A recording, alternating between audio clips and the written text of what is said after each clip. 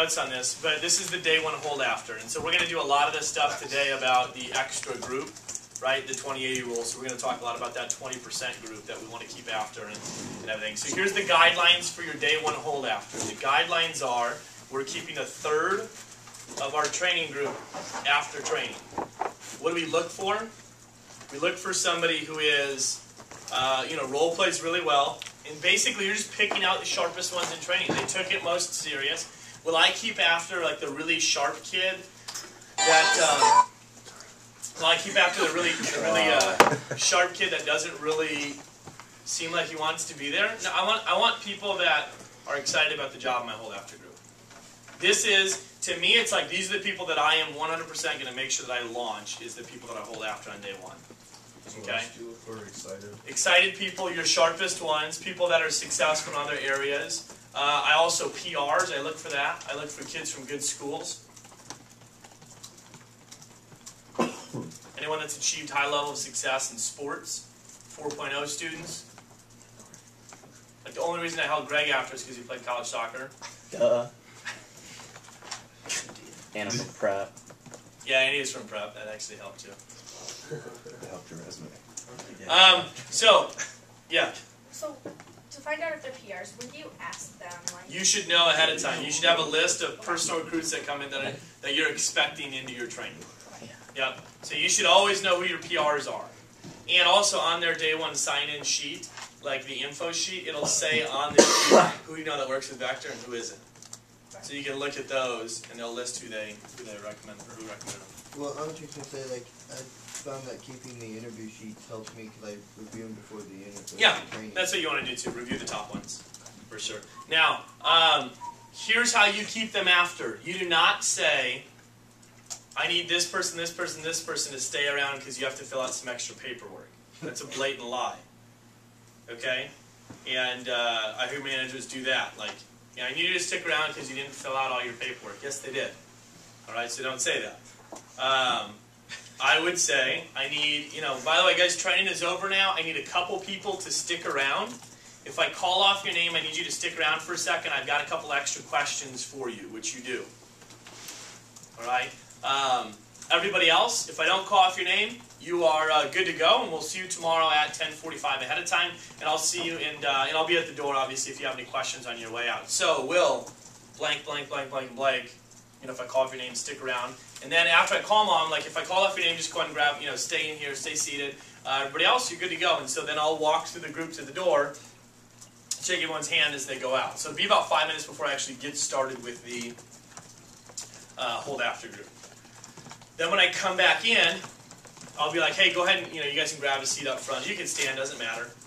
This is video camera, so like if we're not catching all this, yes. You're going to send it to us? So don't stop me when I'm going through this. I'm just going to go. Right.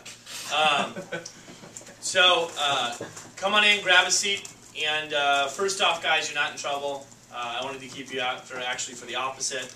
I wanted to keep you guys around for 2 reasons. First off is I wanted to thank you, and I also wanted to challenge you a little bit. And so as far as thanking you guys, I wanted to thank you for working extra hard today. You guys are the ones here that I noticed that took the job the most serious today. I don't know if you guys paid attention, but while you were role-playing, I was walking around and kind of taking notes and stuff. You guys are the ones that I saw role-playing the most, taking it the most serious, taking the most notes, most engaged throughout training. And, I really appreciate that as your trainer, because it makes my job much more enjoyable when there's some people that are really taking the job serious. And so I want to thank you guys for that. And I also not just want to thank you, but recognize, I want you guys to know that I noticed that you were working extra hard in training. So it doesn't go unnoticed whatsoever. So thanks so much for doing that. It's really going to pay off for you guys as well. Now, I also wanted to mention, it seemed like to me when it came to role-playing, you guys are the ones who it came the most smooth to. It seemed like you guys are the ones who got through it the most. Not just because you were, on the ball with stuff, but also it just seemed like it was coming across second nature to you. Would you guys agree with that? You're always like, yeah. Okay, cool. Secondly, I wanted to hold you guys after to challenge you a little extra. And I think by now, you guys have all realized that this is a job that you get what you put into it, right? All right, cool. Now, I'm assuming, and this is just an assumption, but I'm usually pretty right on this, I'm assuming that most of you guys have been pretty successful in other areas of your life, whether it be sports, school, family, work, other things. The reason I'm guessing that is because you can typically tell a successful person just by the way that they act and stuff. And I can tell you 100% when you're successful in other areas of your life, you're typically going to be successful here. And why is that? What does it take to be successful in sports or school or anything like that? Hard work. That's the number one thing. And that's really the only thing it takes to be successful in this job. It's following what we teach you, but then just hard work. You know, applying that stuff and just working really hard at the job. And so I think you guys have a head start, you know, with the job because of that. Now, I want you guys to understand too that I'm going to challenge you guys to give this job your all. You know, trust me that when you work extra hard at this job, it definitely pays off more than enough for you after you work extremely hard with it. I'm basically like a talent scout. All right, so you know, everybody here in training, I'm excited about working with, but you guys are the ones who proved to me so far today that that really caught my eye, that I'm most excited about working with.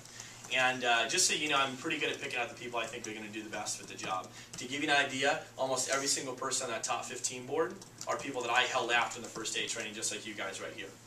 You know, so congratulations on being a part of that group. But they also didn't just get held after, but they worked extremely hard. They answered the challenge that that I put in front of them after the first day of training. I'm going to challenge you guys to work extra hard on the assignments. Don't just do the minimum. I always give people minimums in training, and I expect that those get done. But at the same time, if somebody just always did the minimum, are they going to do really well at anything? No, I guess at most jobs, you just have to do the minimum, right? That's all you have to do to get by without turning any heads and getting in trouble. This job is the opposite of that. Now, that names assignment, the assignment was to come in with 100 names, right?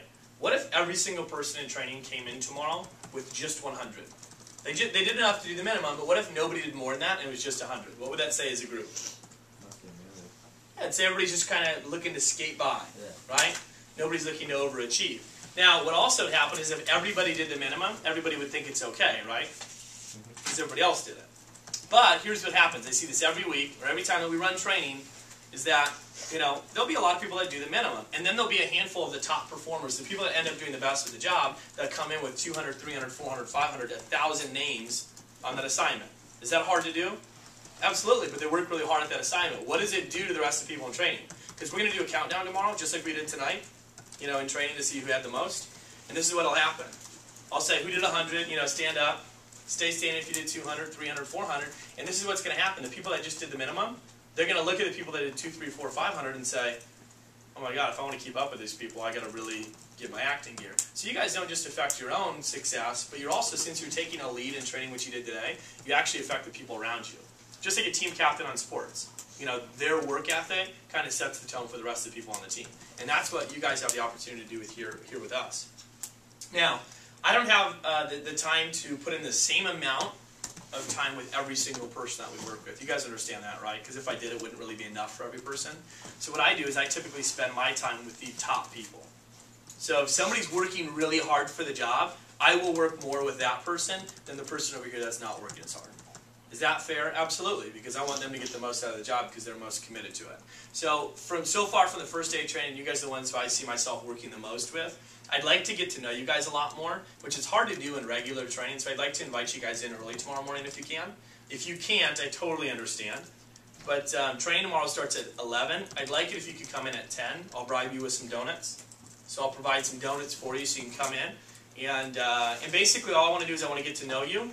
And then I want to teach you guys a little extra stuff that we're not going to go through in training, but I think it would be really good for you guys to kind of have your heads wrapped around as well. Since you're already taking this information you know, getting a hold on it right away, I want to teach you guys some more as well. I'll teach you as fast as you learn, so if you're showing me you're getting stuff down, I'll spend a lot of extra time with you. So again, 10 o'clock tomorrow. Now, be prepared with this. I'm going to ask you to give me a 60-second autobiography of yourself, right? Now, with that, what am I looking for? Really good stuff. All right, so I want you to think about this ahead of time. Don't come in and be like, I'm from Omaha, I have 2 brothers. Don't give me the lame stuff. I want the really good stuff that's going to allow me to really influence you and help you, steer you in the right direction. So let me know what motivates you. Let me know what your biggest fear is with, just with life in general, what your biggest accomplishment is. Tell me things that are, that would really let me know who you are as a person. All right, so I'm going to ask you guys that tomorrow. So that's at 10 o'clock. I'm assuming if you can't make that, just stick around and let me know. If you can make that, obviously I'll just assume you're able to. And